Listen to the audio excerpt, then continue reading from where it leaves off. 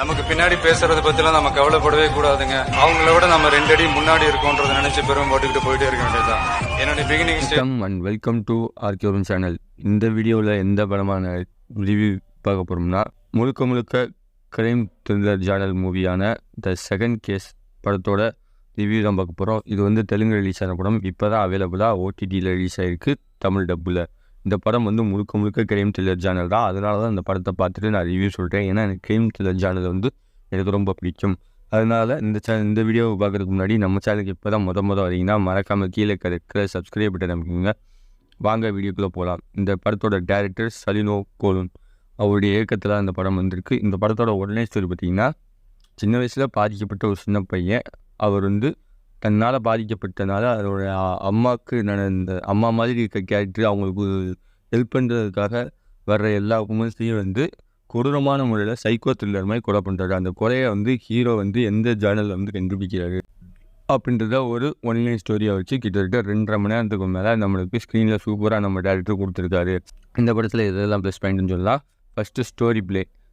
Story wise வந்து இதுதான் one line story. அதை கடைசி வரைக்கும் யார் கொலை பண்ணாங்க அப்படின்றத கண்டுபிடிக்கக்கூடாதுன்றதுக்காக ஜென்ரல் ஆடியன்ஸும் சரி, ஃபிலிம் ஆடியன்ஸும் சரி, அந்தளவுக்கு ட்விஸ்ட் மேலே ட்விஸ்ட்டாக ஒரே விறுவிறுப்பான காட்சிகளே வந்து கொண்டு போயிருக்காங்க ஸ்க்ரீன் பிளே.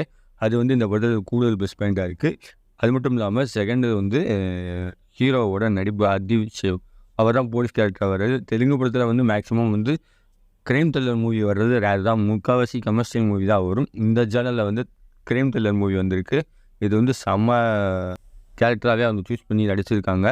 அந்த கேரக்டர் சூஸ் பண்ணாமல் அந்த போலீஸ்காரங்க எந்தெந்த விதத்தில் இன்வெஸ்டிகேஷன் பண்ணுவாங்க அப்படின்றத சூப்பராக காட்டுவாங்க. ஃபஸ்ட்டு கேஸை வந்து சூப்பராக கட்டியிருப்பாங்க.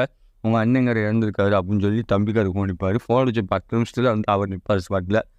நான் எதுவுமே சொல்லலையே, நீ எப்படி ஸ்பாட்டை கண்டுபிடிச்சி வந்த அப்படின்னு கொண்டு பிடிச்சி அவர் தான் அக்யூஸ்டுன்னு சொல்லி நிரூபிச்சுட்டு போவார் அசால்ட்டாக. இந்த மாதிரி அவர் அசால்ட்டாக கண்டுபிடிக்கிறதுல ஒரு விதத்தில் வந்து ஒரு பொண்ணு காணும். அந்த பொண்ணு டெட் பாடியை கண்டுபிடிக்கிறதுக்காக போவாங்க. அந்த டெட் பாடி கண்டுபிடிச்சதுக்கப்புறம் தெரியுமா, அந்த பொண்ணோட தலை வேறு, பாடி வேறு, கை வேறு, கால் வேறு. அது வந்து மொத்தம் 4 பேரோட வேறு பார்ட்ஸ் வேறு அப்படின்னு சொல்லுவார். அங்கே இருந்தால் படத்தோட கதையை ஆரம்பிக்குது. அப்போ தான் அந்த படத்தோட கேஸும் ஆரம்பிக்குது. கேஸை வந்து எப்படி கண்டுபிடிக்கிறது அப்படின்றது தான் மிச்ச கதையாக வந்து கொடுத்துருக்காங்க. இந்த படத்தில் வந்து மியூசிக் சொல்லி ஆகணும். ஸ்ரீகலா உங்களுடைய மியூசிக் வந்து கிரைம் த்ரில்லர் ஜானலுக்கு வந்து சூப்பராக கொடுக்கணுன்றதாக அவங்களுடைய பிஜிஎம் சரி, பேக்ரவுண்ட் ஸ்கோரும் சரி, படத்தில் வந்து ஓவர் டோஸே ஆகாமல் சூப்பராக தான் கொடுத்துருக்காங்க. அது இந்த படத்தில் சூப்பராக ஒரு கூட்டாக இருக்குது. சினிமா ஹெட்டபி மணிகண்டன் இது சொல்லி ஆகணும். கிரைம் த்ரில்லர் ஜானல் தான் இருந்தாலுமே முக்கால்வாசி வந்து இந்த படத்தில் நைட் காட்சிகள் தான் எடுக்கிற மாதிரி எடுத்திருக்காங்க. அந்த நைட் காட்சிகள் வந்து கொடுத்த நேர்த்தியான ஒளிப்பதிவை சூப்பராக கொடுத்துருக்காங்க மணிகண்டன். அது நம்ம தேட்டரில் வந்து ஸ்க்ரீனில் பார்க்கும்பொழுது நம்மளுக்கு சூப்பராகவே ரிஃப்ளெக்ட் ஆகுது. ஓவராலாக பார்க்கும்போது இந்த படம் வந்து எடிட்டர் கையில் தான் படமே இருக்குது. ஏன்னா வந்து இந்த கதை வந்து எல்லாமே எடுத்துட்டாலுமே எடிட்டருடைய கையில் தான் இருக்குது. கதை வந்து சில இடத்துல வந்து நம்மளுக்கு குழப்புற மாதிரி இருக்கும். ஆனால் எடிட்டர் வந்து சூப்பராக எடிட் பண்ணுறாங்க. கிரே பிஹெச் அவருடைய எடிட் தான் அது வந்து இந்த படத்தில் இன்னும் கொஞ்சம் கூடுதல் பெர்சென்ட்டாக இருக்குது. இந்த படத்தில் முழுக்க வந்து ஆதிஷேவ், மீனாட்சி சுந்தர் அவங்க 2 பேர் தான் வந்து படத்தோட கதையை வந்து முழுக்க வந்து முழுமையாக கொண்டு போகிறாங்க. வயதில் வந்து இந்த படத்தில் வந்து தமிழ் கேரக்டர் பார்க்க முடியாது. இது தெலுங்கு தான். கடைசியாக ஒரு சின்ன ரோலில் வந்து கேமியோ ரோல் மாதிரி நம்ம டானியை கொடுத்துருப்பாரு கேமியோ ரோலாக. அது அடுத்த பாட்டுக்குரிய ஹிண்ட் மாதிரி கொடுத்து முடிச்சிருப்பாங்க. ஏன்னா வந்து இந்த வெப்சீரிஸ் இந்த படத்தை பார்க்கும்பொழுது எனக்கு சூப்பரான ஒரு நல்ல திருப்தியான ஒரு கிரைம் த்ரில்லர் ஜானல் மூவி பார்த்த மாதிரி, எனக்கு ஒரு இன்வெஸ்டிகேஷன் மூவி பார்த்த மாதிரி எனக்கு ஒரு நல்ல ஒரு ஃபீல் ஆச்சு. இந்த படத்தை பார்த்தீங்கன்னா தான் உங்களுக்கு தெரியும். த செகண்ட் கேஸ்ன்னு இருக்குது. இப்போ அவைலபிளாக தமிழ் டப்புடாக வந்திருக்கு.